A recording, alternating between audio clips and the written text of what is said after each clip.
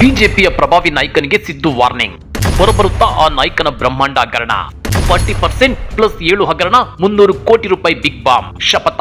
CM Siddaramaiah ಮಹಾಶಪಥ ಮಾಡಿದ್ದಾರೆ. ಅನಾಚಾರ ಮಾಡಿ ಅಧಿಕಾರ ಕಳೆದುಕೊಂಡ ಬಿಜೆಪಿಯ ಎಲ್ಲಾ ಹಗರಣಗಳನ್ನ ಹೊರತೆಗೆಯುತ್ತೇವೆ ಅಂತೇಳಿ ಗುಡುಗಿದ್ದಾರೆ. ಜೊತೆಗೆ ಬಿಜೆಪಿಯ ಪ್ರಭಾವಿ ನಾಯಕರೊಬ್ಬರಿಗೆ ಸಿಎಂ ಸಿದ್ದರಾಮಯ್ಯ ಸದನದಲ್ಲಿ ವಾರ್ನಿಂಗ್ ಕೊಟ್ಟಿದ್ದಾರೆ. ಹಾಗಾದ್ರೆ ಏನದು 40%, 7 ಹಗರಣ ಎಲ್ಲವೂ ಹೊರಬರ್ತಾವ?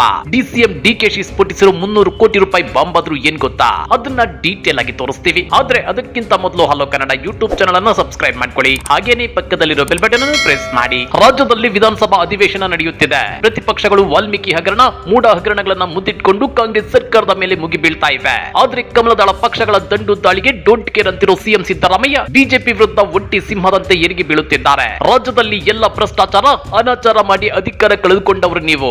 ರಾಜಕೀಯವಾಗಿ ನಮ್ಮ ಮೇಲೆ ಸುಳ್ಳು ಆರೋಪ ಮಾಡುತ್ತಿದ್ದೀರಿ. ನಿಮ್ಮ ಎಲ್ಲ ಹಗರಣ ಹೊರತೆಗೆಯುತ್ತೇನೆ. ಬೋವಿ ನಿಗಮದಿಂದ ಹಿಡಿದು ಎಲ್ಲ ಅಕ್ರಮಗಳನ್ನ ಹೊರತೆಗೆಯುತ್ತೇನೆ ಅಂತೇಳಿ ಸಿಎಂ ಸಿದ್ದರಾಮಯ್ಯ ಎಚ್ಚರಿಕೆ ಕೊಟ್ಟಿದ್ದಾರೆ. ಸಿಎಂ ಸಿದ್ದರಾಮಯ್ಯನವರ ಈ ಹೇಳಿಕೆ ವಿಧಾನಸಭೆಯಲ್ಲಿ ಆಡಳಿತ ಹಾಗೂ ವಿಪಕ್ಷಗಳ ನಡುವಿನ ತೀವ್ರ ಗದ್ದಲಕ್ಕೆ ಕಾರಣವಾಗಿತ್ತು.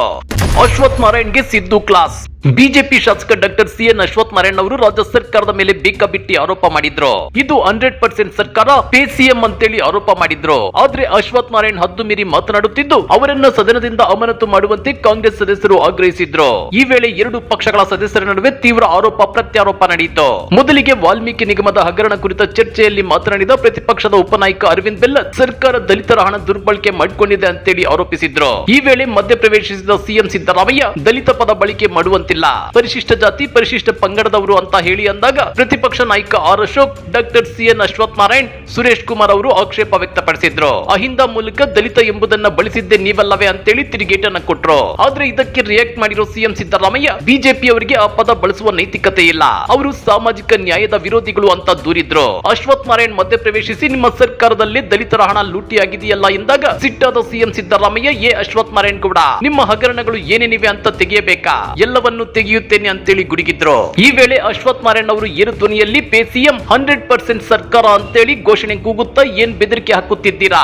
ಯಾವ ಹಗರಣ ತೆಗೆಯುತ್ತಿರೋ ತೆಗೀರಿ ಅಂತೇಳಿ ಆಗ್ರಹಿಸಿದ್ರು. ಆಕ್ರೋಶಗೊಂಡ ಸಿದ್ದರಾಮಯ್ಯ, ನಿನಗಿಂತ ಜೋರು ಧ್ವನಿಯಲ್ಲಿ ಮಾತನಾಡಲು ನನಗೂ ಬರುತ್ತೆ, ನೀವೆಲ್ಲ ಎದ್ದು ನಿಂತರೂ ನಾನು ಭಯ ಪಡೋದಿಲ್ಲ.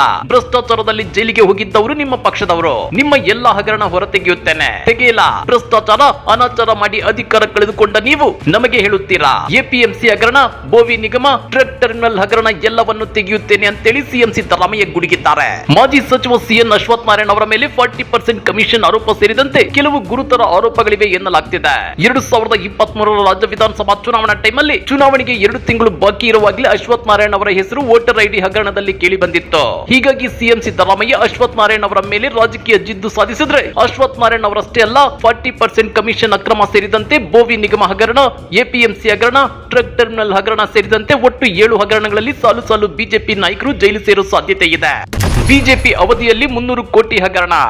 DCM DK Shivakumar big bomb. BJP ನಾಯಕರು ವಾಲ್ಮೀಕಿ ನಿಗಮ ಹಗರಣದ ಬಗ್ಗೆ ದೊಡ್ಡ ರಂಪ ಮಾಡ್ತಿರೋದಕ್ಕೆ ಡಿಸಿಎಂ ಡಿಕೆ ಶಿವಕುಮಾರ್ ರಿಯಾಕ್ಟ್ ಮಾಡಿದ್ದಾರೆ. ಬಿಜೆಪಿ ಅವಧಿಯಲ್ಲಿ ವಿವಿಧ ಇಲಾಖೆಗಳಲ್ಲಿ 300 ಕೋಟಿ ರೂಪಾಯಿಗಳಿಗೂ ಅಧಿಕ ಹಗರಣ ನಡೆದಿದೆ. ಪೂರಕ ದಾಖಲೆಯೊಂದಿಗೆ ಸದನದಲ್ಲಿ ಬಹಿರಂಗ ಪಡಿಸುತ್ತೇವೆ ಅಂತೇಳಿ ಬಿಗ್ ಬಾಂಬ್ ಹಾಕಿದ್ದಾರೆ. ಹಾಗೇನೆ ಬಿಜೆಪಿ ಅವಧಿಯಲ್ಲಿ ಆಗಿರುವ ಹಗರಣಗಳ ಬಗ್ಗೆ ತನಿಖೆ ನಡೆಸಲು ಸರ್ಕಾರ ನಿರ್ಧಾರ ಮಾಡಿದೆ ಅಂತಾನೂ ಡಿಸಿಎಂ ಡಿಕೆ ಶಿವಕುಮಾರ್ ಹೇಳಿದ್ದಾರೆ. ಹಾಗಾದ್ರೆ ರಾಜ್ಯ ಸರ್ಕಾರ ಬಿಜೆಪಿ ನಾಯಕರ ಹಗರಣಗಳ ತನಿಖೆಯನ್ನ ಪ್ರತಿಷ್ಠೆಯಾಗಿ ತಗೊಂಡಿದೆಯಾ? ಬಿಜೆಪಿ ಕಾಲದ ಹಗರಣಗಳನ್ನ ಒಂದೊಂದಾಗಿ ಬಯಲಿಗೆಳೆಯುತ್ತಾ ಬಿಜೆಪಿಯ ಪ್ರಭಾವಿ ನಾಯಕರೇ ತಗಲಾಕೊಂತಾರ?